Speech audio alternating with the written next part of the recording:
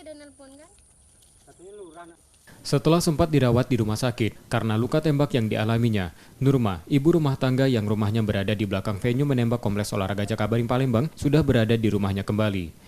Korban tertembak terkena peluru saat berada di depan rumahnya saat sedang bermain dengan anaknya Rabu sore lalu. Saat itu tiba-tiba ia merasakan sakit di bagian kakinya. Ia baru menyadari terkena tembakan saat melihat ada sebutir peluru di dekatnya. Ia pun meminta tolong pada warga yang kemudian membawanya ke rumah sakit. Kena kaki aku, langsung aku duduk karena saking sakitnya itu. Jadi aku merosot ke bawah sambil aku jingoi kan kanan kiri. Aku tuh kenapa aja itu. Nah pas aku jingok kanan kiri aku ketemulah peluru di situ.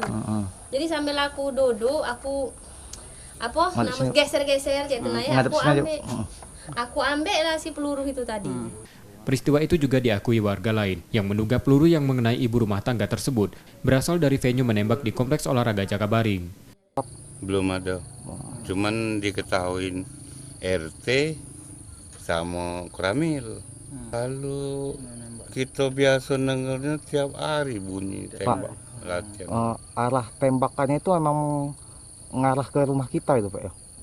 Kalau ngarahnya tidak tahu itu. Tapi pelurunya nyampe ke rumah kita Pak ya? Ke rumah kita.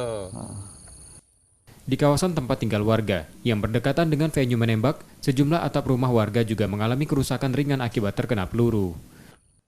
Yudi Kiswanto, Kompas TV, Palembang.